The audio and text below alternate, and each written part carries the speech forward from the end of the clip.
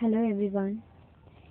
In this video we will know about third form of private sector enterprise, that is partnership.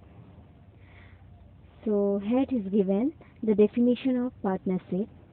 The term partnership is used to mean a business structure wherein two or more individuals come together for taking a lawful business and have agreed to share the profit and loss arising from it.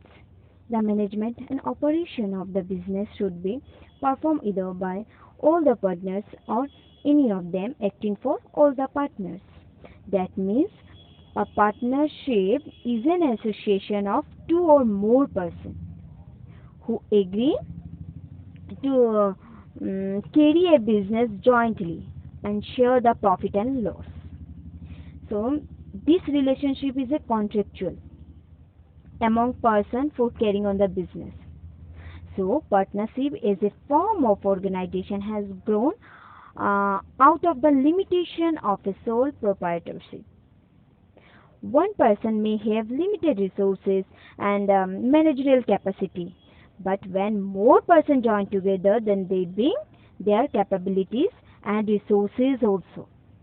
So partnership as a form of organization was easily accepted because of the need of more capital, than managerial talent, than division of work, and concentration of risk. So the relationship between persons who agree to carry on a business in a common with a view to private gain is known as partnership. So here it is given the features or characteristics of partnership. So following are the essential characteristics of partnership form. Number one is two or more person. There must be at least two or more person to form a partnership. The maximum number of person is 10, continuing in banking business and 20 in non-banking business. Like partnership implies business by a group of person. Yes. So there must be at least two persons to bring partnership into existence. And Partnership Act has not prescribed any maximum limit of partner. But the Companies Act has prescribed a limit of 10% partners. And if it is banking business, and 20 persons for other business. If the number exceeds these limits, then the business must be registered as a joint stock company. Otherwise, it will be illegal. Okay, if there will be two or more persons, then it is a partnership form. Then is agreement. It is an outcome of an agreement among partners, which may be oral or in writing. That means this partnership is a contractual relationship arising out of agreement among the partners. So a person doesn't become a partner out of his status, as is the case in Hindu family law. Yes, since a contract is essential, person entering in partnership must be competent to enter into a contract. There must be an agreement, and the agreement among partners may be oral or in writing. A written agreement or deed is preferred because it helps in resolving some disputes among partners later on after starting of the business. Then third is lawful business. It can be formed only for the purpose of carrying on some lawful business. That means the very basis of this partnership business is good faith and mutual trust or loyalty among each and every partner, and it should act honestly and fairly in the conduct of business.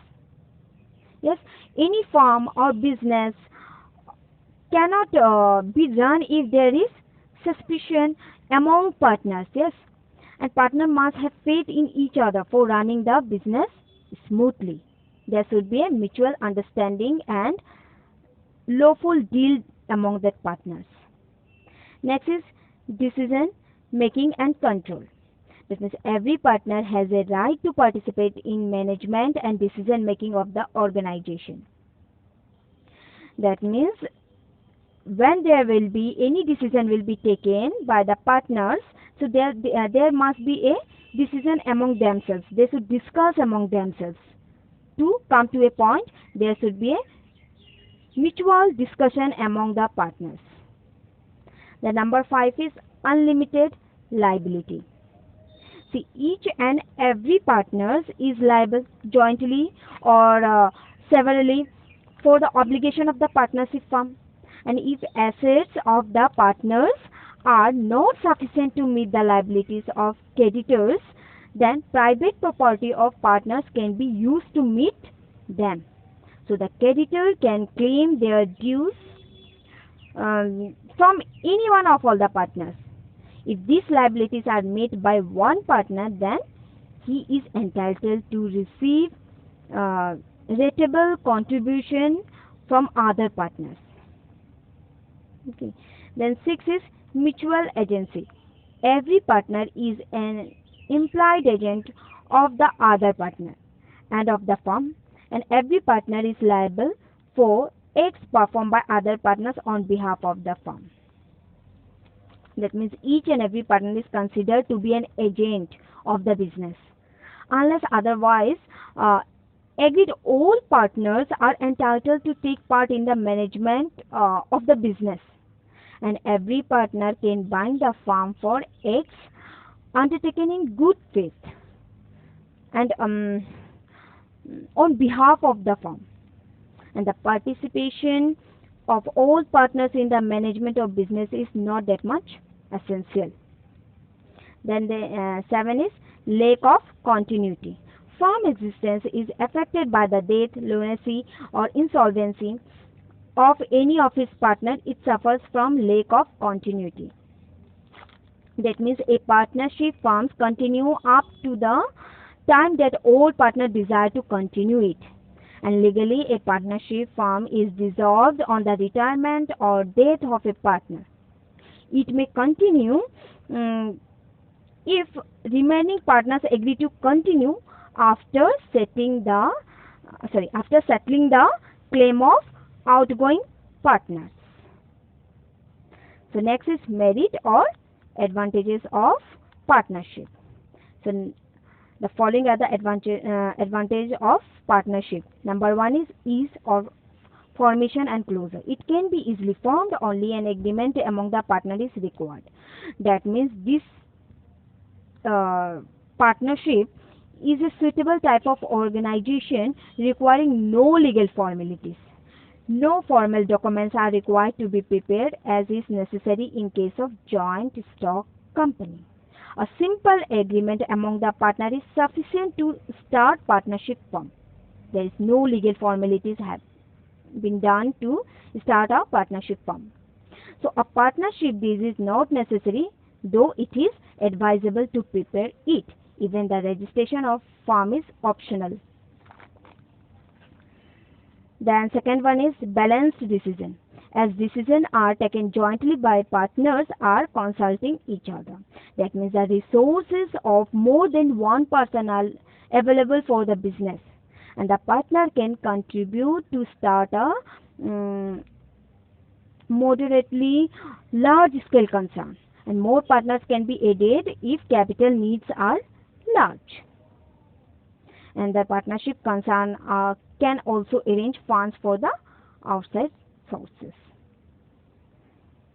Next is sharing of risk. In it, risk get distributed among partners when reduce anxiety, burden, and stress on individual partner. That means the risk of the business is shared by more persons, and the burden of every partner will be much less as compared to the burden of sole trader.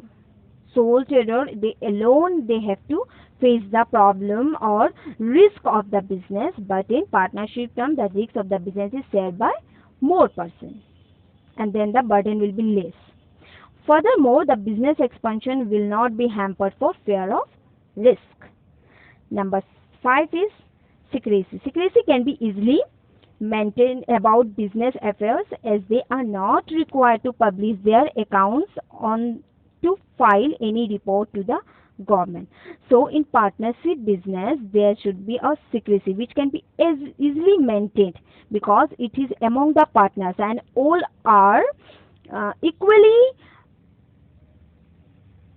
engaged in the firm, and so it is very necessary to maintain secrecy among themselves, and it can be easily maintained among the partners only. The next is limitation and demerits or disadvantages of partnership firm. Number one is limited resources. So there is a restriction on the number of partners, and hence capital contributed by them is also limited. That means the liability, there is a limitation of raising additional resources for expansion purposes, and the business resources are limited to personal fund of the partners, and borrowing capacity for the partner is also limited. So the number of partners to be added to a business is also limited, and the banking company cannot have more than 10 partners, and in other business the number of the partner cannot exist more than 20. So there is a limit beyond which partners cannot be added. Next is unlimited liability.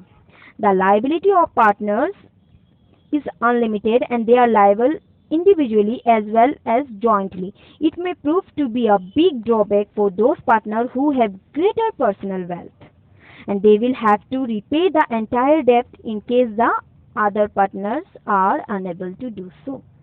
That means the liability of partner is limited, and they are not only liable for their business investment but their private properties, and can also be taken for business liabilities. So partner try to avoid risk and it restrict the expansion and growth of the business. Then third is lack of continuity. Partnerships comes to an end with the death, retirement, insolvency or lunacy of any of its partners. That means the partnership concerns suffer from the uncertainty of duration, because it can be dissolved at the time of death or lunacy or insolvency of a partner. So the lack of trust among the partners can also lead to dissolution or the end up. And the discontinuity of the business is a social loss, and it causes inconvenience to the consumer and workers. Next is lack of public confidence. Partnership firms are not required to publish their reports and accounts, thus they lack public confidence. That means the mutual distrust among the partners is the main cause of the dissolution of partnership concern, and it is difficult to maintain harmony among the partners because they may have different opinions and do not agree on certain matters. So due to this lack of confidence in each other can be cause for quarrels, and it may lead to the dissolution of the firm. And this quarrels among the partners can lead to the lack of public confidence, because these partnership firms are not required to publish their reports and accounts, because it is among themselves only, and thus this reason lack the public confidence. So here we learn about this partnership, demerits, merits, features, and in next video we will know more about this partnership, types of partnership, then the types of partners, and many more. Thank you.